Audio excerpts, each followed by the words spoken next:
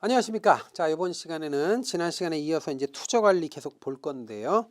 자, 이번 시간에 공부할 내용은 이제 18번부터 시작됩니다. 근데 이 18번부터 이제 또 어려운 내용들이 나오는데, 이 18번은 이제 핵심 포인트 해설을 보시면 아시겠지만 전략적 자산 배분의 이론적 배경과 관련되는 내용입니다. 근데 우리 교재에서도 참 이론적 배경에 대해서 소개는 해놨는데 충실하게 그 기본적인 이론을 밑에서부터 쭉 올려놓은 게 아니라 뚝뚝 잘라서 넣어놨어요. 그래서 이 전략적 자산 배분에서 그 아주 효율적인 자산 배분이라는 게 뭐냐 하는 거를 이걸 이론적 배경으로 얘기한 게 뭐 효율적 투자 기회선 또는 효율적 전선 뭐 이런 것들을 갖다 놨어요. 그러니까 이게 사실은 이론을 정확하게 전달하려고 한다기보다는 그 이론적 배경을 소개하는 정도에 끝나고 있습니다. 그래서 지금 전략적 자산 배분하면 Strategic Asset Allocation이다. 그러면 요거에 대한 이론적 배경하면 포트폴리오 이론을 기본으로 하는 거거든요. 이때 포트폴리오 이론은 우리 교재에서 보시면 되겠지만 그 결론이 뭐냐면 효율적 투자 기회선을 도출하는 것이 있어요. 그래서 효율적 투자 기회선은 우리가 Efficient Frontier라고 그래요. Efficient Frontier라고 하는데 요 효율적 투자 기회선은 어떻게 도출하는가 하는 내용이 있습니다. 그거에 대해서 소개하고 있습니다. 그래서 우리 교재 보면 이런 게 나오죠. 그 핵심 포인트 해설 보시면 효율적 포트폴리오라는 건 뭐냐? 정해진 위험 수준에서 가장 높은 수익률을 달성하는 포트폴리오. 이게 이제 우리가 같은 위험 수준이면 수익률이 가장 높은, 위험이 똑같으면 수익률이 가장 높은 그런 포트폴리오를 골라내는 거를 얘기하는 거죠. 그 포트폴리오를 효율적 포트폴리오라고 하고요. 그 다음에 이제 그 아래 보면 효율적 투자 기회선이 있는데 이게 Efficient Frontier라는 거예요. 효율적 투자 기회선. Efficient Frontier가 이거거든요. 이 Efficient Frontier는 바로 앞에서 봤던 효율적 포트폴리오를 쭉 연결한 선이에요. 연속으로 연결한 선. 요걸 효율적 투자 기회선. 영어로는 이제 Efficient Frontier라고 그래요. 요렇게 됩니다. 그건데 문제는 뭐냐면 계속 이어서 얘기하는데 문제는 요거를 예를 들어서 이제 선을 그린다. 여기서 이제 여기 기대 수익률이 있고 여기가 위험이 있다 그러면 여기서 가장 같은 위험 수준에서 수익률이 가장 높은 포트폴리오를 효율적 포트폴리오라고 하고 이 효율적 포트폴리오를 쭉 연결한 선을 효율적 투자 기회선이다. 효율적 프론티어다 이렇게 얘기한다고 쳐요. 그러면 이게 효율적 투자 기회선인데 이것이 명확하게 나타나느냐? 그렇지 않다는 거죠. 그렇지 않아요. 왜냐하면 끊임없이 자본시장이 변하거든요. 변하니까 저 선이 선명하게 딱 나타나는 게 아니에요. 그렇기 때문에 저 선이 오차가 있기 때문에 추정 오차가 있기 때문에 선명하게 안 나타나면 그럼 이걸 영역으로 표현한다는 거예요. 영역으로, 밴드로. 이렇게 영역으로 표현한다. 이렇게 밴드로 표현할 수밖에 없다는 거죠. 그래서 이렇게 밴드로 표현하는 걸 설명하고 있는데 그게 이제 2번에 추정 오차를 반영한 효율적 투자 기회선이라는 거고 퍼지 프론티어라고 영어로 표현되어 있죠. 그래서 추정의 변수 추정에 오류가 있기 때문에 결국 거기 보면 3번에 최적 포트폴리오라고 하는 게 효율적 투자 기회선을 밴드로 표현한다는 거죠. 밴드로 표현하고 거기에 따라서 그 밴드의 투자자의 효용함수가 투자자의 투자에 대한 성향을 효용함수라고 하거든요. 이게 만나는 점, 접하는 점이 바로 효율적 최적 포트폴리오가 된다라는 거예요. 여기 밴드하고 투자자의 효용함수, 이게 투자자의 효용함수예요. 효용함수가 요게 만나는 점, 그게 접하는 점이 바로 최적 포트폴리오가 된다. 최적 포트폴리오가 된다라고 결론 맺고 있으니까 선생님 저는 잘 모르겠습니다. 그래서 그냥 그런 표현이 있다 정도만 알아놓으세요. 자, 그런데 이게 굉장히 이론적이긴 한데 현실적으로 구하기가 엄청 어렵습니다. 엄청 어려운데 이게 이제 이걸 구하면 최적 포트폴리오가 구하는 방법이 최적화다 이렇게 얘기하는데 표현을 최적화다 이렇게 얘기하는데 최적화가 굉장히 어려워요. 이론적으로는 당연히 나오죠, 답이. 수학적으로 답이 딱 나오죠. 그러나 이게 현실적으로는 굉장히 어렵단 말이죠. 그래서 최적화 방법의 문제점이 그 아래에 있는 거죠. 불안정한 솔루션이 불안정하다, 재조정 비용이 과다하다, 최적화 기법이 굉장히 복잡하고 난해하다라는 거고, 근데 최적화를 둘러싼 조직 간의 갈등도 있다. 제목만 보시면 돼요. 제목만. 그럼 끝납니다. 자, 그러면 이걸 이 정도로 보고 문제 18번 보겠습니다. 최적 포트폴리오의 정의로 옳은 것, 맞는 것 고른 겁니다. 자, 1번 효율적 투자 기회선보다 상위에 위치한 포트폴리오. 이런 건 없어요. 효율적 투자 기회선보다 상위의 포트폴리오가 어디 있어요? 가장 상위에 있는 포트폴리오를 쭉 연결한 게 효율적 투자 기회선인데 그거보다 상위에 있는 게 어딨냐고. 없어요, 그런 건. 그래서 1번 틀렸고 2번 효율적 투자 기회선 또는 밴드하고 투자자의 효용 함수가 접하는 점 맞죠? 그러니까 효용 함수하고 그다음에 효율적 투자 기회선 또는 밴드하고 이 영역하고 접하는 점, 만나는 점. 요게 최적 포트폴리오라는 거예요. 그래서 2번 맞습니다. 2번이 답이에요. 3번 추정 오차를 반영한 효율적 투자 기회선을 말한다. 의미한다. 아니에요. 그건 그냥 효율적 투자 기회선을 얘기하는 거죠. 효율적 투자 밴드 영역. 그다음에 4번 효율적 포트폴리오 말한다. 아니에요. 효율적 포트폴리오를 쭉 연결한 게 효율적 투자 기회선이고 또는 영역이고 요거하고 투자자의 효용 함수가 만나는 것이 바로 그게 최적 포트폴리오입니다. 그래서 2번이 답입니다. 자, 다음 문제 19번 문제 보죠. 전략적 자산 배분 전략의 실행 방법이 있는데 이거 외워야 돼요. 이거 다른 방법이 없어요. 그냥 외워야 돼요. 이건 외워야 되는데 4가지 있어요. 우리 교재에 4가지 있으니까 4가지 시장가치접근법, 위험수익 최적화 방법, 투자자별 특수 상황 고려하는 방법, 그 다음에 그냥 모방하는 방법. 이거 외우셔야 돼요. 그냥 외우신다 이렇게 생각하고 그냥 하셔야 됩니다. 자, 그래서 지금 19번의 문제가 전략적 자산 배분 전략의 실행 방법과 거리가 먼 것 이렇게 돼 있는데 여기 포뮬라 플랜은 여기 없죠. 포뮬라 플랜은 전술적 자산 배분의 실행 도구예요. 그래서 1번 틀린 겁니다. 나머지 그냥 외우는 거예요. 이건 별 수 없어요. 그냥 외우셔야 됩니다. 그 중에 이제 가장 주목하는 것이 위험수익 최적화 방법이라고 그게 포트폴리오 앞에 얘기한 그거예요. 앞에 얘기한 효율적 투자 기회선과 효용함수, 투자자의 효용함수가 접하는 점에서 최적 포트폴리오가 결정된다. 이게 그거예요. 이게 위험수익 최적화 방법이에요. 또는 최적화, 최적이란 말 나왔잖아요. 최적 포트폴리오 요거예요. 2번이 그거거든요. 근데 여러분들은 어쨌든 그게 제일 중요한 거긴 하지만 어쨌든 전략적 자산 배분의 실행 방법 4가지 외워야 돼요. 외워야 됩니다. 자, 그래서 19번 보고요. 자, 20번 봅니다. 전략적 자산 배분 전략의 실행 과정과 관련되는 내용이 있는데 여기서 중요한 게 지금 핵심 포인트 해설을 먼저 보세요. 거기 보시면 실행 단계가 있는데 실행 단계는 뭐 됐고요. 기본 과정이 있는데 기본 과정 중요해요. 기본 과정은 전략적 자산 배분의 경우에는 장기적 의사결정 과정이잖아요. 그렇기 때문에 자본시장도 변하지 않고 그다음에 투자자의 위험 허용도도 변하지 않는다고 가정하는 거예요. 그러니까 자본시장, 시장 조건도 안 변하고 투자자 조건도 안 변한다. 둘 다 안 변한다. 그렇기 때문에 항상 안 변한다고 가정하기 때문에 한 번 비율을 정하잖아요. 자산 구성 비율을 변하면 장기까지 변하지 않는 겁니다. 재조정은 안 해요. 재조정을 안 합니다. 조정을 안 하고 그냥 간다. 이렇게 알아놓으시기 바랍니다. 그게 핵심입니다. 자, 그럼 20번 보세요. 전략적 자산 배분 전략이 실행 단계에서 이루어져야 할 일로 가장 거리가 먼 것. 그럽니다. 1번 선택된 자산 집단에 대한 미래 수익률과 미래 위험을 추정해 주는 거예요. 맞습니다. 이건 뭐 그 밑에 보면 있죠. 있는데 한번 보시는 정도로 하세요. 2번 투자자의 투자 목적 및 투자 제약 조건을 파악해야 되겠죠. 실행하는 과정에서.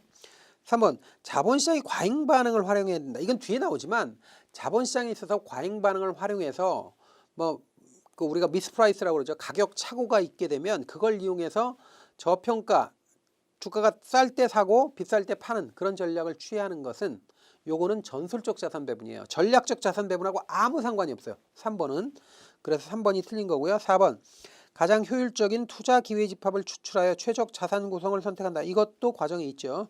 그래서 3번인데 답이 과잉 반응을 이용한다느니 가격 착오를 이용한다느니 하는 거는 전략적 자산 배분과 전혀 상관이 없어요. 전혀. 그래서 3번이 정답입니다. 이건 전술적 자산 배분입니다. 다음 문제 21번 봅니다. 21번부터 이제 전술적 자산 배분 전략과 관련되는 내용이죠. 자, 전술적 자산 배분 전략에 대한 설명으로 잘못된 것은 이렇게 돼 있는데 일단 전술적 자산 배분 전략에 대해서 이제 기본적으로 한번 밑에 핵심 포인트 해설에 대한 내용을 한번 보죠. 일단 전술적 자산 배분 전략, 즉 Tactical Asset Allocation이라고 하는 요 방법은 기본적으로 뭐냐면 중단기적인 특히 단기적인 호흡이 장기가 아니라 단기적 의사결정 과정이에요. 중기 또는 단기, 중단기적인 의사결정이다 이렇게 얘기하고 이때 이 특징은 뭐냐면 가격 착오를 적극적으로 활용한다는 거예요. 이때 가격 착오, 미스프라이스라고 그래요. 미스프라이싱. 프라이싱이 그러니까 가격이고 미스는 이제 착오죠. 미스프라이싱을 적극적으로 활용한다라는 거고 요거는 중단기적인 측면에서 접근하는 거고 중단기적인 그리고 적극적이고 동적인 전략이다. 적극적 전략이고 동적 전략이에요. 동적인 전략이에요.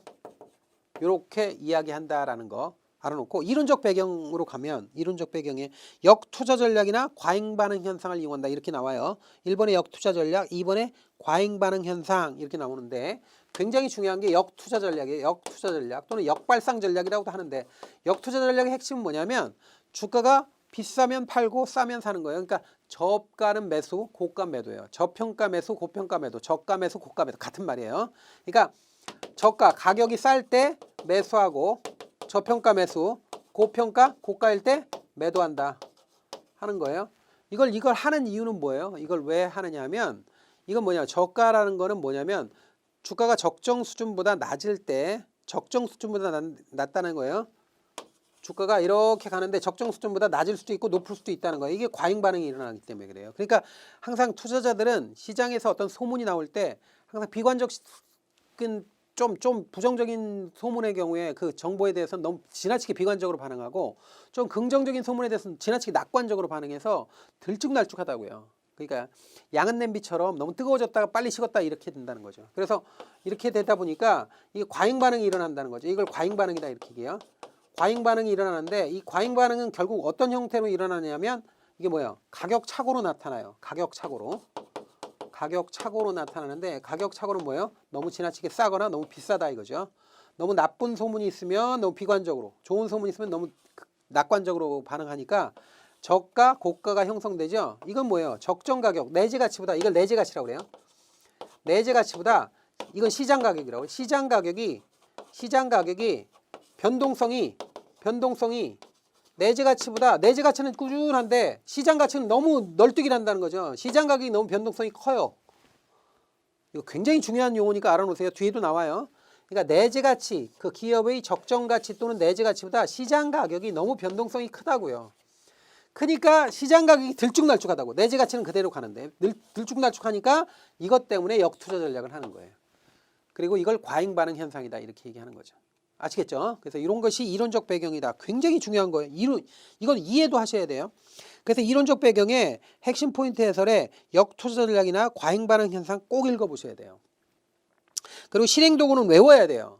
이 내용은 그렇게 중요하지 않아요. 그냥 외우셔야 돼요. 그래서 가치평가 모형으로 기본적 분석이나 아니면 뭐 요인 모형 방식 이런 거 쓴다. 그 다음에 기술적 분석 쓴다. 포뮬러 플랜이 있다. 포뮬러 플랜에는 이건 역투자 전략이다. 이 포뮬러 플랜 자체가 역투자 전략이고 이건 정액법하고 정률법이 있다. 이거 나와요. 이게 제가 딸딸 외울 정도 아닙니까 이게. 하도 많이 하다 보니까 그냥 아주 그냥. 자 보세요. 역투자 전략이고 정액법, 정률법이 있다. 이거 여러분들 꼭 기억하셔야 됩니다. 이게 포뮬러 플랜이에요.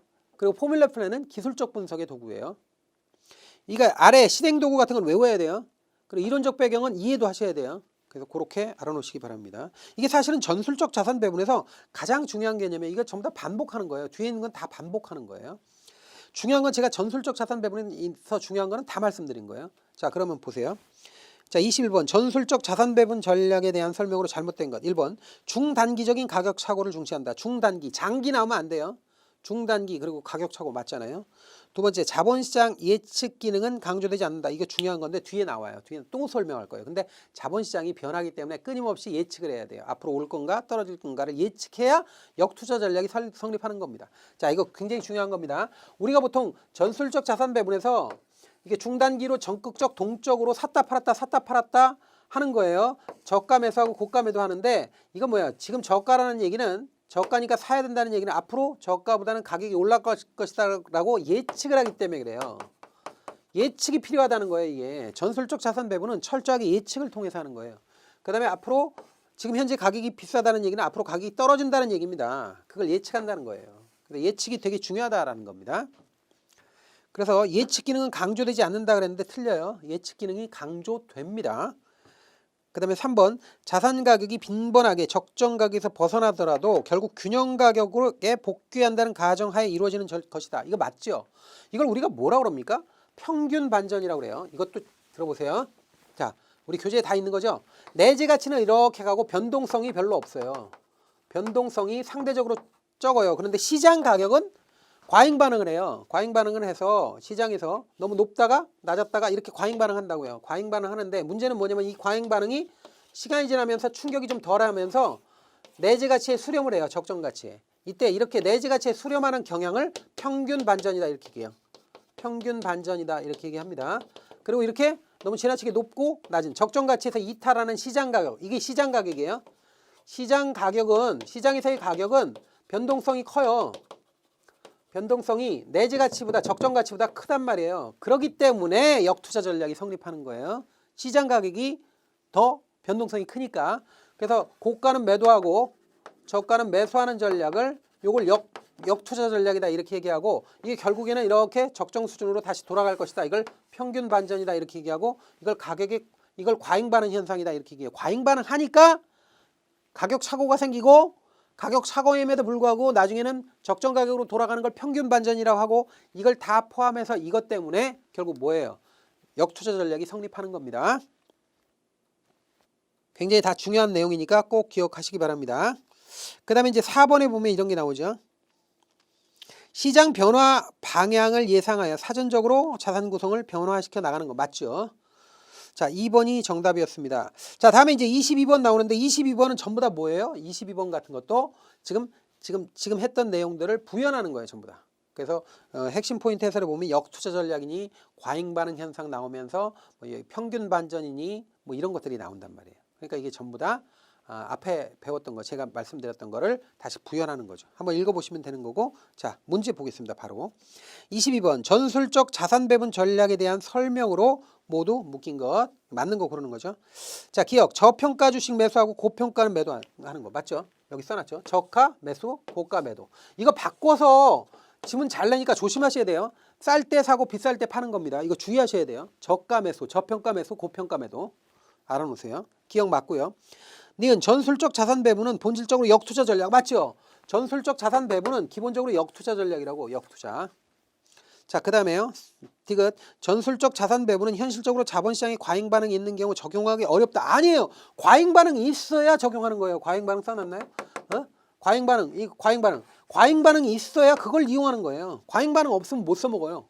과잉 반응이 있어야죠. 디귿 틀린 거고. 그 다음에 리을 최저 수익률 확보나 절대 수익률을 시장 상황에 좌우되는 평가 방법으로 제시할 때 적절한 전략이다. 이거 얼토당토 않는 지문이에요.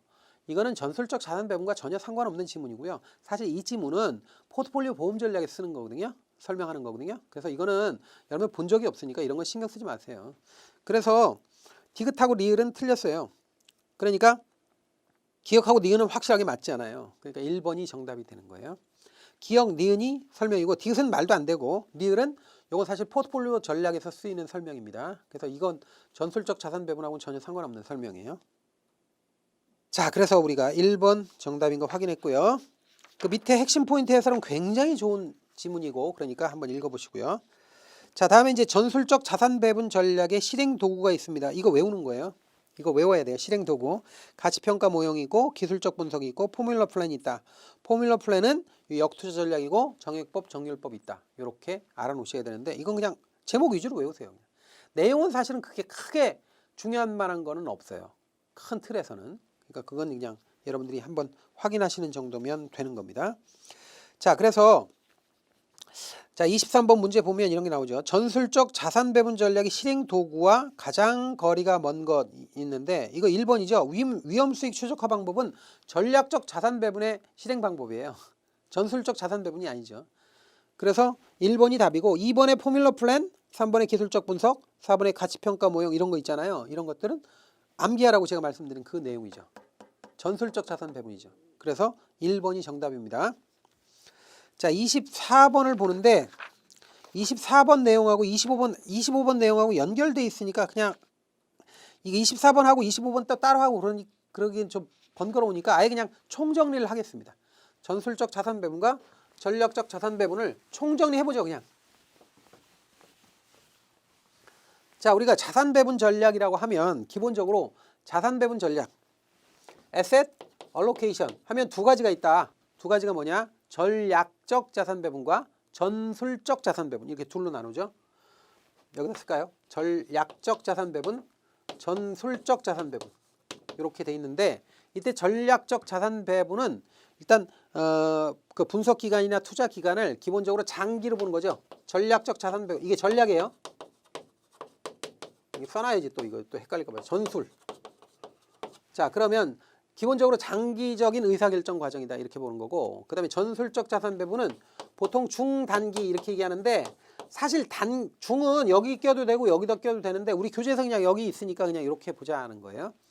자, 그 다음에 우리 운용 방법을 보면, 자, 일단 전략적 자산 배분은 장기적 의사결정이면서 굉장히 정적이에요. 정적이라는 얘기는 고유할 정자를 써서 스태틱하다 이렇게 얘기하는데, 정적인데 전술적 자산 배분은 그에 비해서 샀다 팔았다 하니까 이건 다이나믹하다, 동적이다. 외워야 돼요. 동적이다. 이게 적극적이다 이런 얘기죠. 그냥 적극적이다. 그리고 이게 정적이라는 얘기는 소극적이다 이런 얘기겠죠. 자, 그 다음에 또 이제 자본시장 조건과 투자자의 위험 허용도, 요거를 이제 가정을 하는데, 자본시장과 시장 조건 이렇게도 얘기해요. 그 다음에 투자자의 위험 허용도 또는 투자자 조건 또는 투자자의 위험 허용도 같은 말이에요. 요거를 우리가 볼 때 굉장히 중요한 게 있는데, 자본시장은 기본적으로 그러니까 전략적 자산 배분의 경우에는, 여기다가 헷갈리니까 전략적 자산 배분, 요건 전술적 자산 배분이에요. 자, 자본시장은 기본적으로 불변한다고 보는 거예요. 변하지 않는다.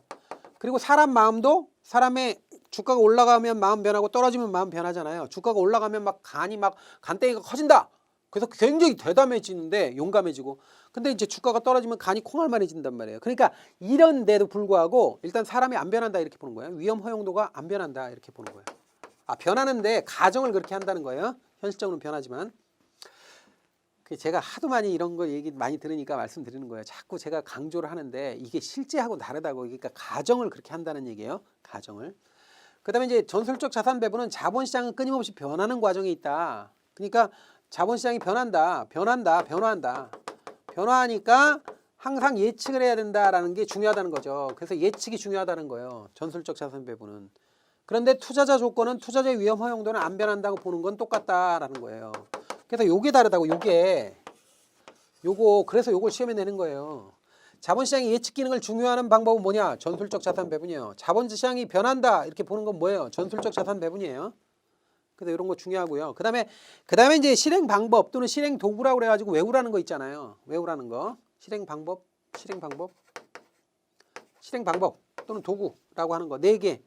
각각 4개 정도 돼요. 이게 4개. 여기도 4개고 여기도 4개 정도 됩니다. 이게 뭐냐면, 첫 번째가 시장가치 접근법이라는 게 있죠.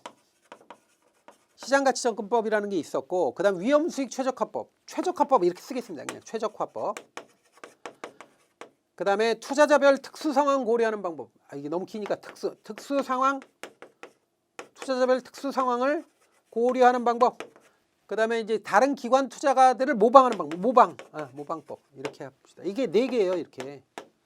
근데 이거 알아놓으셔야 되고, 그리고 특징 같은 거는 뭐 기본적으로 딱 해가지고 잘라서 외우는 건 아니라 전체적으로 의미를 이해하셔야 되겠고요. 그 다음에 이제 우리가 전술적 자산 배분의 실행 도구 또는 실행 방법이라 하면 뭐 기본적 분석이라는 게 있고요. 기본적 분석. 그 다음에 기술적 분석. 이런 것들 있잖아요. 기술적 분석. 그 다음에 요인 모형이라는 게 있는데 뭐 내용 몰라도 돼요. 하여튼 이런 게 있다 정도만 알면 되고요. 그 다음에 포뮬라 플랜이라고. 포뮬라 플랜. 요거는 이제 역투자 전략이고 정액법과 정률법과 있다 이런 거 뭐 했죠. 그 다음에 이제 우리가 특징이라고 한다면, 전술적 자산 배분의 특징이라면 명확하게 역투자 전략이고, 요건 뭐예요? 저가매수 고가 매도하는 전략이다. 뭐 이게 여기서 이게 보면 역투자 전략이다. 근데 저가에 매수해서 저평가 매수, 고평가 매도 전략이다. 뭐 이런 것들이 이제 중요한 거죠. 그래서 이런 정도 하고 큰 덩어리가 그런 거다 하는 거는 꼭 생각을 하셔서 상기를 하셔야 돼요. 자, 그러면 지금 우리가 24, 25번이 연결되는 거거든요. 그래서 같이 그냥 마무리 정리를 다 했습니다. 전략적 자산 배분과 전술적 자산 배분을 정리했으니까 여러분들 꼭 제가 이게 판서한 내용 정도는 꼭 외우셔야 돼요. 이건 외우셔야 돼요. 자, 그러면 24번 다시 봅니다. 전술적 자산 배분 전략의 실행 과정에 관한 내용으로 잘못된 것 고릅니다. 1번 자본시장의 변화가 자산 집단의 기대 수익률과 위험에 영향을 준다고 믿는다. 이건 뭐예요? 자본시장이 변화한다. 그래서 영향을 준다라는 거 아니겠어요? 자본시장이 변화한다고 보는 거 아니겠어요? 맞는 얘기죠. 그래서 1번 맞고요. 2번 자산 집단 간의 기대 수익률 변화, 즉 내재 가치의 변화를 추정하는 가치평가 기능이 중요하다고 보는 거예요. 이건 맞습니다. 가치평가 기능 중요하다고 보는 거고. 3번 투자자의 위험 허용도는 상황 변화에 영향을 받는다. 즉 영향을 받는다는 얘기는 변한다는 얘기 아니에요? 근데 그게 아니죠. 투자자의 위험 허용도, 투자자 조건은 영향을 받지 않는 거예요. 불변한다 이렇게 보는 거예요. 그래서 3번이 틀린 겁니다.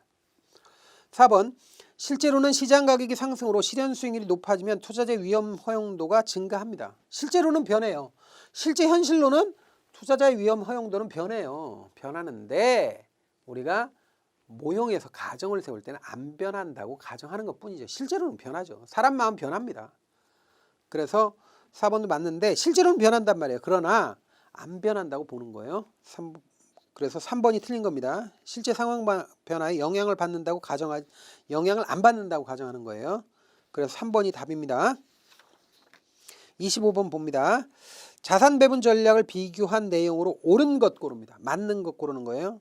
1번 전략적 자산 배분은 단기적인 자산 포트폴리오의 자산 구성을 정하는 의사결정이다. 이게 단기적인 게 아니라 장기죠.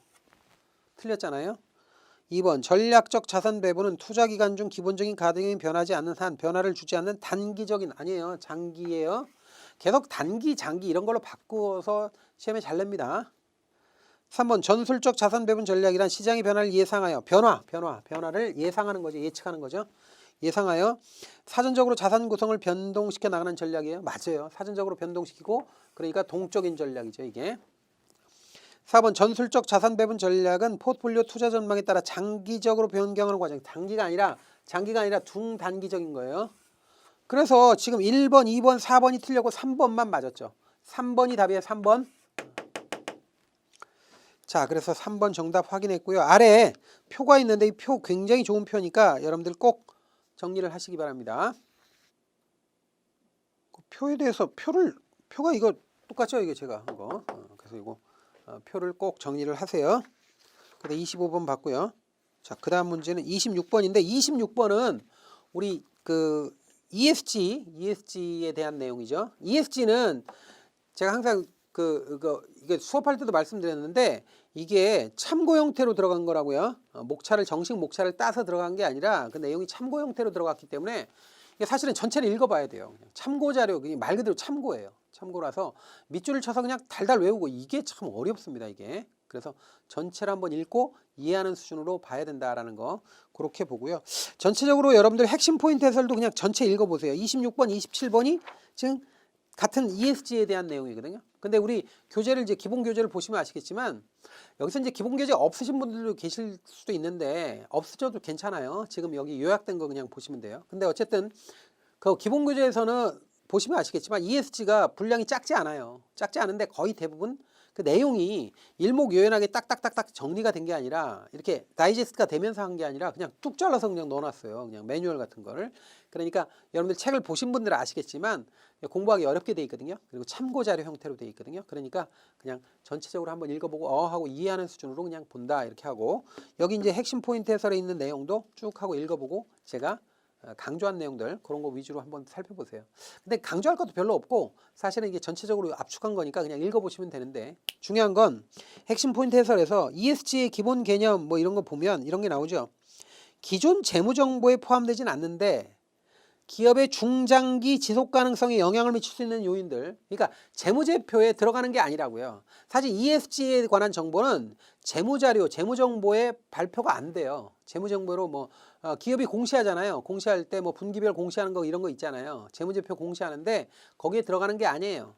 들어가는 게 아닌데도 불구하고 중장기적으로는 그 기업의 그 목숨에 기업의 생명성에 핵심적으로 영향을 미치는 요소를 세 가지를 범주로 나눠서 평가하는 것이다. 평가하는 툴이다 이거죠. 그 세 가지가 뭐다? ESG죠. 그래서 environment, 그러니까 환경, 그다음에 social, 사회, 그다음에 governance, 지배구조 이렇게 셋으로 나눠서 평가하는 툴이다라는 거고 이게 이제 평가에 있어서 새롭게 평가하는 새로운 프레임워크로 발전을 했다라는 거고 이때 이거를 처음에 제시한 데가 금융기관 중심으로 유럽 중심으로 발전을 했고 그게 바로 PRI가 결성되는 최초로 결성되고 PRI가 그게 뭐냐면 유엔에서 발기해서 만든 최초의 ESG의 그 이니셔티브다 이렇게 볼 수도 있죠.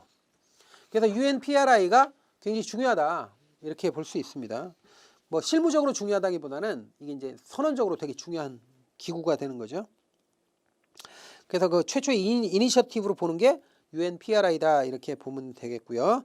그다음에 이제 이번에 ESG 투자 방식과 시장 규모는 이걸 발표를 하는 데가 뭐 어디냐면 동그라미 2번에 보면 주요국 기관 투자자 연합이 결성한 데가 뭐 ESIA예요.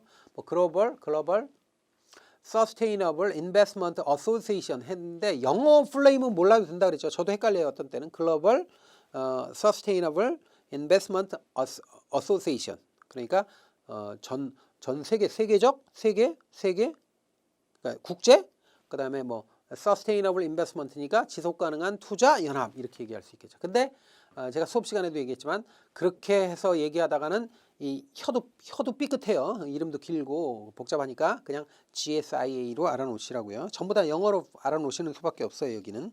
그래서 이렇게 여기가 굉장히 큰 데인데 여기가 ESG 투자 방식을 범주화해서 7가지로 나눴다고요. 7가지로. 우리 기본 교재 표에 7가지가 있어요. 그 7가지인데 그 7가지나 나눈 것 중에 단 한 가지 형태로라도 투자를 한다면 요거는 ESG 투자로 인정하겠다 이거예요. 한 가지 이상이에요. 2가지 이상 그러면 안 돼. 3가지도 아니에요. 한 가지 이상의 경우에는 책임 투자, 즉 ESG 투자로 인정하겠다. 우리가 ESG 투자를 다른 말로 책임 투자라고도 합니다. 또는 사회 책임 투자라고도 하고요. 그다음에 지속 가능 투자 이렇게도 얘기하는데 보통 책임 투자라고 합니다. 그리고 나머지 이제 ESG 워싱이 있는데 ESG를 가장하는 거죠. ESG 세탁. 그런 거는 그냥 읽어보시면 되겠습니다. 그래서 핵심 포인트에서 26번 하단에 있는 건 보고요. 26번 문제 보죠. ESG 투자와 관련된 설명으로 가장 거리가 먼 것 고릅니다. 자, 1번 ESG는 기존 재무정보에 포함되어 있는 환경사회 지배구조를 체계화하여 평가하는 툴이다. 아니죠. 기존 재무정보에는 포함되어 있지 않아요. 환경이나 사회나 지배구조와 관련되는 내용은 재무정보가 아니죠. 비재무정보죠. 그래서 재무정보에 포함되지 않습니다. 그래서 1번 틀렸고요. 그게 답입니다. 2번 ESG 요소를 반영한 투자를 책임투자 또는 지속가능 투자로 부르고요. 3번 2014년 주요국 기관투자자연합이 결성한 GSIA가 ESG 투자 방식을 7가지로 정의했고요. 그 다음에 4번 마케팅을 위하여 ESG를 가장하는 워싱이 확대되고 있으니까 주의해야 된다. 맞습니다. 그러니까 마케팅 목적으로 해서 ESG 경영도 안 하면서 ESG 경영을 표방하는 것처럼 막 선전하는 기관 그 회사들이 많은데 이건 전부 다 이제 ESG 이름으로 세탁하는 거죠. 자, 다음에 27번 봅니다. 27번은 중요한 게 이니셔티브예요. 이니셔티브가 어떤 성격을 가졌는지 이게 8개가 지금 기본 교재에서 소개하고 있거든요. 그러니까 기본 교재 8개에 나와 있는 그 이니셔티브를 여러분들이 정리를 하셔야 돼요. 별 수 없이. 그 이니셔티브가 있으니까 거기서 뭐 제일 먼저 생긴 게 UNPRI라는 것도 있고 그다음에 GRI라는 것도 있고 그다음에 TCFD 그다음에 SASB 이런 것들 그다음에 CDP 이런 것들 이런 것들이 뭐 하는 건지 뭐 하는 기구인지 이런 거는 좀 구분하셔야 돼요. 어쩔 수 없어요. 이건 구분하셔야 돼요. 그래서 뭐 UNPRI다 그러면 지속 가능한 투자 활성화를 위해서 조직된 기관 투자자 네트워크이고 이건 UN 산하에서 UN 주축하에 만들어진 것이고 최초의 기구라고 볼 수 있는 거고 조금 전에도 얘기했죠. 그런 거고 뭐 이런 것들이 있잖아요. 그런 것들 특징을 생각해서 한 번씩 한번 보셔야 돼요. 기구를. 27번 보세요. 자, UN 주축하에 지속 가능한 투자 활성화를 위해 조직된 기관 투자자 네트워크. 이게 지금 금방 봤잖아요. 이게 UNPRI예요.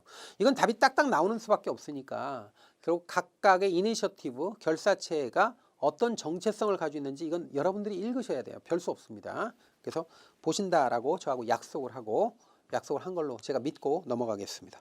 자, 이렇게 해서 27번까지 해서 기본 문제를 모두 풀었고요. 이제 출제 예상 문제를 보는데 별 3개를 골라서 풀겠습니다. 몇 번 있나요? 쭉 가다가 앞부분은 뭐 그냥 아주 간단한 것들이에요. 그래서 중요한 거는 이제 9번이 있네요. 9번 보시죠. 자, 9번에 보면 이자 지급형 자산에 대한 설명으로 잘못된 것 이렇게 돼 있는데 우리가 이제 자산 집단을 크게 이자 지급형 자산하고 투자 자산으로 이렇게 대별을 해가지고 교재에서 기본서에서 설명을 하고 있죠. 거기서 이자 지급 자산, 이자 지급형 자산, 투자 자산 이렇게 나눌 때 그 특성을 좀 알아놓으실 필요가 있죠. 자, 일단 이자지급형 자산에 대해서 잘못된 거 고릅니다. 1번 인플레이션에 약하다는 거, 취약하다. 맞죠? 네, 맞습니다. 두 번째 낮은 변동성 가지고 있는 거예요. 맞아요. 이자지급형 자산은 대표적인 게 뭐 예금이나 아니면 채권 같은 건데 이런 것들은 아무래도 변동성이 작죠. 그래서 안전자산에 들어가기도 하죠. 3번 경기 침체 시 안전자산으로 투자 매력도가 높다는 거 맞죠? 4번 장기 자금 운용에 활용하는 것이 바람직하다. 아니에요. 장기가 아니라 단기적인 운용할 때 이용하는 게 맞죠. 장기적으로는 투자 자산이 맞는 거고. 그래서 4번이 답입니다. 4번이 틀린 겁니다. 자, 그래서 문제 봤고요. 그 다음 문제 찾아서 보죠. 12번입니다. 12번. 벤치마크에 대한 내용이네요. 벤치마크. 벤치마크라는 거는 내가 운용을 할 때 운용을 나중에 이제 비교를 할 때 비교 대상이 되는 기준이나 잣대 또는 가이드라인을 얘기하는 거죠. 근데 이 중요한 게 운용 이전에 이게 정해져야 되죠. 벤치마크는 항상 운용 이전에 사전에 정해져야 되고 명확해야 되고 뭐 이런 것들이 있어요. 그런 특징 같은 걸 한번 생각을 해보셔야 됩니다. 잘못된 것 고릅니다. 12번 벤치마크에 대한 설명으로 잘못된 것. 1번 자산 집단에 대한 투자 성과를 측정하기 위해 운용 직후 땡! 운용 직후가 아니라 운용 이전에 사전에 정해져야 돼요. 사전에. 그래서 1번 틀렸는데 이 지문 잘 나옵니다. 그러니까 벤치마크를 물어볼 때 틀리게 하는 지문의 대표적인 게 벤치마크는 사후에 설정돼야 한다. 이런 식으로 나오면 틀린 거예요. 사후에가 아니라 언제나 사전에 설정돼야 돼요. 사후에가 아니에요. 운용 이후에가 아니에요. 1번이 답이고 2번 벤치마크의 운용 성과를 운용자가 추적하는 게 가능해야 된다는 거 요건 중에 들어가고요. 3번 자산 집단의 성과와 위험을 잘 표현할 수 있는 다른 지수를 별도로 만들어 벤치마크로 사용할 수 있습니다. 맞습니다. 4번 벤치마크는 평가 기준인 동시에 특별 정보가 없는 경우에 바람직한 포트폴리오 또는 뭐 운용상 또는 가이드라인이다. 이렇게 얘기하는 거예요. 맞습니다. 자, 1번이 답이라는 거 확인했고요. 자, 그 다음 문제를 쭉 찾아볼까요? 자, 16번 보죠. 자, 16번 기대 수익률을 측정하는 방법. 여러분들 기대 수익률을 측정하는 방법 4가지가 있었는데 이거 외워야 돼요. 외워야 되는데 거기 보니까 1번의 이동평균선은 얼토당토 않는 게 나왔어요. 이동평균선은 해당 사항이 없는 거예요. 전혀 속보가 없는 게 들어왔어요. 그러니까 이 이동평균선 1번이 답이고요. 지금 보세요. 2번의 시단위 분석법, 3번의 추세 분석법, 4번의 시장 공동 예측치 사용법이 있고 하나가 더 있어요. 이게 펀더멘탈 분석법이에요. 펀더멘탈 분석법. 그래서 4가지 외워야 돼요. 근데 우리가 보통 시험에 낼 때는 그 아래 17번, 18번처럼 시나리오 분석법을 시험에 내죠. 시나리오 분석은 공식이 있는 게 아니라 이렇게 표를 하나 떡 주고 기대 수익률을 구하시오 이렇게 낸다고요. 그러니까 이거는 저는 이제 17번, 18번이 별 3개인데 17번, 18번은 한꺼번에 설명하겠습니다. 이거는 문제가 쉬워서요. 여러분들이 연습하셔야 돼요. 자, 보세요. 시나리오 분석법은 자, 상황을 이렇게 준 거예요. A 주식, B 주식 이렇게 주고 호황이다, 보통이다, 불황이다 이렇게 주고 시나리오를 주고 각각 시나리오 확률, 뭐 호황일 확률 몇 프로, 보통일 확률 몇 프로, 불황일 확률 몇 프로 이렇게 주고 각각 그 상황에서 기대값, 기대치를 이렇게 주면 가중평균에서 구하는 거예요. 우리 문제 한번 하나만 하죠. 하나만. 한 케이스만 보죠. 지금 17번이나 18번이나 모두 기대 수익률로 구하라는 거예요. 기대 수익률 구하라는 거예요. 시나리오 분석법으로 구하라는 거죠. 그럼 여기서 17번 보죠. 다음 미래 수익률의 확률 분포표를 보고 구한 A하고 B 주식이 기대 수익률로 오른 것 이렇게 돼 있는데 A 주식만 구해봅니다. 각각 확률이 호황, 정상, 불황이 3, 4, 30, 3, 4, 3이에요. 호황, 보통, 불황의 경우에 30, 40, 30 이렇게 돼 있고 A 주식의 경우에 A 주식은 115 마이너스 70, 115 마이너스 70, 115 마이너스 70 이렇게 퍼센티지가 나와요. 그러면 이거는 곱해서 그냥 더하면 되는 거 아니에요. 그럼 보세요. 이게 손으로 계산합시다. 손으로 암산으로. 자, 호황일 확률 100%인데 100%에 30%면 30이죠. 그 다음에 요거는 보통의 확률은 40%인데 15% 수익 나온대요. 그러면 4, 74에다 4, 5, 20이니까 6%. 그러면 30하고 6%니까 36%예요. 36에 대해서 요건 마이너스 70이니까 30%니까 3, 7은 21, 마이너스 21%가 나와요. 마이너스 21. 그러면 36 마이너스 21. 그럼 뭐야? 36 마이너스 21이니까 15네. 그죠? 15%죠? 맞죠? 15%. 그래서 이렇게 플러스 15%가 기대 수익률이 되는 거예요. 그러니까 이런 식으로 각각의 확률에 대해서 각각의 수익률을 각각의 몇 개가 있는지 n개가 있다. 그러면 n개의 확률과 n개의 수익률을 곱한 다음에 다 더하는 거예요. 이게 일반식이죠. 근데 일반식이 시험에 나오지는 않잖아요. 그냥 이렇게 시나리오로 이렇게 표 같은 거 주어서 시험에 내는 거지. 그러면 이 표로 주어서 기대 수익률 구하시오라는 거는 17번도 있고 18번도 있고 제가 이게 별이 3개인 게 2개가 똑같은 게 사실 같은 유형인 게 연습하려고 그러는 거예요. 연습시키려고. 왜냐하면 우리 시험에서 계산 문제 별로 안 나옵니다. 별로 안 나오고 나올 게 명확하게 딱 떨어지는 게 재무계산기 안 쓰고 공학용 계산기 안 쓰면서도 떨어지는 게 이런 류의 문제예요. 기대 수익률 계산하는 거. 기대 수익률 계산은 나올 수 있고 나오면 또 쉬워요. 그러니까 이거는 연습해서 여러분들이 다 푸셔야 돼요.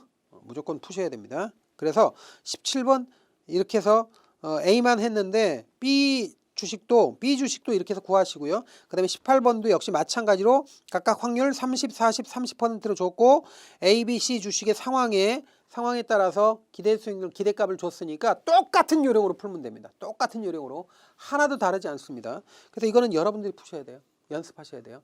예? 계산 문제는 제가 그전에도 항상 계산 문제 풀 때 말씀드리지만 계산 문제는 계산하는 선생을 보면서 아 그렇구나 하면 여러분들 실제 시험장에 가서 계산하면 여러분들 반드시 틀려요. 계산 문제는 여러분들이 직접 푸셔야 됩니다. 제가 입이 닳도록 얘기해요. 항상 수업을 할 때 선생이 푸는 거 보고 구경하면 안 된다. 그러니까 선생이 풀지 말라 그러고 오히려 내가 풀어야 된다. 스스로 풀어야 된다 말씀드려요. 꼭 하셔야 됩니다. 자, 그 다음 문제 보죠. 자, 20번 문제죠. 20번 보세요. 기대 수익률 측정 방법 중 시나리오 분석법에 대한 설명으로 옳은 것. 여러분들 있잖아요. 기대 수익률 추정하는 방법, 측정하는 방법, 예측하는 방법 4가지 외우시라고요. 추세 분석법, 시나리오 분석법, 펀더멘탈 분석법, 시장 공동 예측치 사용법. 이거 외우라고요. 자, 그러면 지금 시나리오 분석법에 대한 설명으로 옳은 것인데 1번 보세요. 여러 경제 변수의 상관관계 고려해 시뮬레이션 실행한다. 이게죠. 1번이 답이에요. 그러니까 여러 경제 변수, 호황일 때, 보통일 때, 불황일 때를 각각 생각해서 이거 확률값 주고 그걸 시뮬레이션 하는 거잖아요. 그러니까 맞는 거예요. 1번이 답이고 2번 과거 시계열 자료를 토대로 각 자산별 리스크 프리미엄, 그러니까 과거 기본 수익률이 얼마였고 거기다가 리스크 프리미엄 붙여가지고 수익률 계산하는 거. 이건 펀더멘탈 분석법이거든요. 근데 문제는 내가 펀더멘탈 분석법이라는 거 몰라도 상관없어요. 이게 일단 시나리오 분석법은 아니잖아. 이게 시나리오 분석법은 아니잖아요. 그러니까 2번은 답이 될 수가 없는 거고 이거는 펀더멘탈 분석법이에요. 그래서 2번은 그런 거고요. 그 다음에 3번 보세요. 자산 집단의 과거 장기간 수익률을 분석하여 미래 수익률을 예측하는 거. 과거 추세를 가지고 과거를 분석해서 미래로 예측하는 거. 이거 추세 분석법이에요. 그래서 3번은 추세 분석법이고 4번 시장 참여들 간의 공통적인 미래 수익률에 대한 추정치 사용한다. 이게 시장 공동 예측치 사용법이죠. 그래서 정답은 1번입니다. 자, 1번 이렇게 해서 확인했고요. 그 다음 문제를 찾아보면 자, 26번이네요. 26번 보죠. 26번. 자, 적극적 투자관리 기법과 소극적 투자관리 기법을 비교한 내용. 사실 적극적, 소극적이라는 거는 이거죠. 적극적, 소극적은 여기도 들어가죠. 그러니까 소극적인 방법이 대표적인 게 전략적 자산 배분이고 적극적인 게 대표적인 게 이제 전술적 자산 배분이고 나머지도 다 비슷하게 다 들어가는 거죠. 자, 그래서 적극적, 소극적 해놓고 이걸 이제 비교를 해야 되는데 여기서 하나 더 추가된다 그러면 적극적으로 투자 운용하는 사람들은 시장을 비효율적이라고 가정하기 때문에 시장이 비효율적이니까 내가 적극적으로 투자 분석을 하면 초과이윤을 얻을 수 있다고 보는 거예요. 그런데 소극적 투자 관리 방법을 하는 사람은 시장이 효율적이라고 보는 거예요. 시장이 효율적이기 때문에 내가 열심히 분석한다 하더라도 시장을 이길 수 없다고 보는 거죠. 그렇기 때문에 소극적으로 운영하는 거예요. 그래서 1번이 틀린 겁니다. 1번은 지금 뒤바뀌었어요. 1번의 경우에 적극적 투자관리 기법은 시장을 비효율적으로 가정하는 거고 소극적 투자관리 기법이 시장을 효율적으로 보는 거예요. 그래서 효율적, 비효율적이 뒤바뀐 거죠. 잘 생각해 보세요, 이거. 그래서 1번이 틀린 거고 자, 2번은 맞는 거죠. 2번은 적극적 투자관리 기법을 취하는 사람들은 적극적으로 샀다 팔았다 하니까 그걸 통해서 시장보다 더 높은 초과 수익을 추구하려고 하는 거고 그 다음에 소극적인 사람들은 어떻게 돼요? 그냥 거래를 별로 많이 안 해요. 왜냐하면 시장이 효율적이다 보니까 인덱스 펀드 같은 데만 투자한다고요. 그러니까 이런 분들은 되게 시장 평균 정도의 수익에 만족하는 거예요. 그 다음에 기간적인 측면을 보면 적극적 투자관리기법은 단기 거래를 위주로 하고요. 투자 회수 기간도 단기죠. 그런데 소극적 투자관리기법은 중장기적인 측면에서 길게 보는 거고요. 그 다음에 전략을 보면 적극적 투자관리기법은 전술적 자산 배분이 대표적인 거죠. 적극적인 건 전술적 자산 배분이고 소극적인 거는 전략적 자산 배분이 되는 거죠. 그래서 지금 틀린 거는 뒤바뀐 건 1번이에요. 1번. 1번이 정답입니다. 자, 다음으로 자, 28번을 보겠습니다. 28번. 전략적 자산 배분 방법 전략의 실행 방법과 거리가 먼 것. 이게 실행 방법은 외우라고 그랬잖아요. 외우라고 그랬잖아요. 그러니까 전략적 자산 배분의 실행 방법, 전술적 자산 배분의 실행 방법 또는 실행 도구 이렇게 돼 있잖아요. 이거 외우는 거예요, 그냥. 외우는 거니까 지금 이거 정답이 몇 번이에요? 2번이 답이죠. 포뮬라 플랜은 전술적 자산 배분이잖아요. 전략적 자산 배분하고 상관없잖아요. 그래서 2번이 정답이고 나머지는 확인하시면 돼요. 자, 다음 문제 보죠. 31번인가요? 31번 보죠. 31번 맞죠? 31번 역투자 전략에 대한 설명으로 잘못된 것 고릅니다. 1번 시장 가격이 상승하면 매도하고 시장 가격이 하락하면 매수한다. 즉 저가는 매수하고 고가는 매도한다. 맞죠? 시장 가격이 상승하면 매도, 하락하면 매수. 맞잖아요. 저가 매수, 고가 매도. 고가 매도, 저가 매수. 맞잖아요. 2번 내재 가치는 시장 가격보다 높은 변동성을 보이므로 역투자 전략의 수행을 어렵게 만든다. 이게 틀렸어요. 2번. 그리고 이게 어려운 지문이에요. 한번 보세요. 제가 여기 썼다가 지웠나요? 그렸다가 지웠는데 자 보세요. 지금 내재 가치 또는 그 주식의 적정 가치는 이렇게 움직이는데 이건 그렇게 많이 변하지 않아요. 제가 이렇게 썼나요? 아까? 내재 가치 또는 적정 가치 안 썼나요? 하여튼 썼나 안 썼나 하여튼 내재 가치 적정 가치 요거는 가치는 많이 안 바뀌어요. 그러니까 변동성이 작아요. 변동성이 작아요. 그런데 시장 가격은 이렇게 움직인단 말이죠. 이렇게 움직이는데 이게 뭐예요? 가격 착오가 있고 그 다음에 뭐예요? 과잉 반응이 일어나고 평균 반전한다. 이게 이제 전술적 자산 배분에 있어서 이론적 배경이잖아요. 이때 가격 착오가 있는 것은 이건 시장 가격이에요. 시장 가격. 시장 가격은 내재 가치보다는 변동성이 커요. 변동성이 크니까 당연히 역투자 전략이 성립하는 거예요. 그러니까 내재 가치보다 시장 가격이 변동성이 커요. 변동성이 커서 고가, 저가로 왔다 갔다 하는 거죠. 과잉 반응이 일어나는 거예요. 그 과잉 반응을 이용하는 게 전술적 자산 배분이에요. 그러니까 전술적 자산 배분이 있으려면 내재 가치보다 시장 가격이 변동성이 더 커야 돼요. 당연히 실제로 크고 커야 되는 거예요. 큰 걸 이용해서 결국 역투자 전략을 쉽게 하는 겁니다. 다시 이 지문을 잘 보세요. 이 지문 어려운 지문이에요. 이렇게 바뀌어야 돼요. 이게 맞으려면 내재 가치는 시장 가격보다 낮은 변동성을 보이는 거예요. 내재 가치가 시장 가치보다 변동성이 낮고 오히려 시장 가격이 더 변동성이 커요. 변동성이 크다 보니까 시장 가격 변동성이 크니까 어떻게 돼요? 역투자 전략이 나오는 거예요. 시장 가격이 너무 높았다가 낮았다 하니까 높으면 팔고 낮으면 사서 저가 매수 고가 매도 하니까 이렇게 되면 역투자 전략이 더 쉽게 되는 거죠. 쉽게 접근이 되는 거죠. 어렵게 되는 게 아니고 그래서 이 지문이 맞으려면 내재 가치는 시장 가격보다 낮은 변동성을 보이므로 역투자 전략의 수익을 쉽게 만든다. 이렇게 나와야 되겠죠. 그래서 2번이 틀렸습니다. 3번 보죠. 전술적 자산 배분은 평가된 내재 가치와 시장 가치 간의 비교를 통해 실행을 판단하게 된다라는 거 맞죠? 맞습니다. 이건. 그 다음에 4번 내재 가치 대비 고평가되면 매도, 내재 가치 대비 저평가되면 매수하고자 하는 운용 방법. 이게 역투자 전략이에요. 내재 가치는 이렇게 가는데 내재 가치보다 높으면 매도, 낮으면 매수. 이 얘기죠. 그 다음에 33번 보죠. 전술적 자산 배분 전략에 대한 설명 중 잘못된 것 고릅니다. 1번 시장의 변화 방향을 예측하여 자산 구성을 변동시켜 나가는 전략이에요. 변화 방향을 예측한다고요. 시장이 여기 지웠는데 시장이 변한단 말이에요. 시장이 변한다고. 그러니까 예측을 하는 거예요. 자, 그 다음에 2번 자산 집단들의 상대적 가치가 변하는 경우 이러한 가치 변화로부터 투자이익을 얻기 위해 분기, 월, 주간 단위로 자산 구성을 변경하는 적극적인 투자 전략이죠. 맞습니다. 3번 전략적 자산 배분에 의하여 결정된 포트폴리오의 투자 전망에 따라 중단기적으로 변경하는 전략. 이것도 맞아요. 4번 중단기적인 가격 착오는 활용하지 않는다. 땡이죠. 틀렸습니다. 중단기적인 가격 착오를 이용하는 거야. 가격 착오. 지금 썼다가 지웠는데 가격 착오. 역투자 전략이 뭐예요, 이게? 이게 가격 착오가 발생해서 그래요. 그러니까 이렇게 과잉 반응으로 너무 지나치게 높거나 너무 고평가되거나 저평가되는 가격 착오, 미스프라이스가 발생해. 미스프라이싱. 요게 발생한다는 거예요. 요걸 이용하는 겁니다. 가격 착오를. 그래서 4번이 틀린 거죠. 자, 다음 문제를 보면 다음 문제가 이제 37번 있어요. ESG에 대한 문제입니다. 자, 37번 ESG 요소를 반영한 책임 투자에 관한 설명으로 가장 거리가 먼 것 고릅니다. 상관없는 거.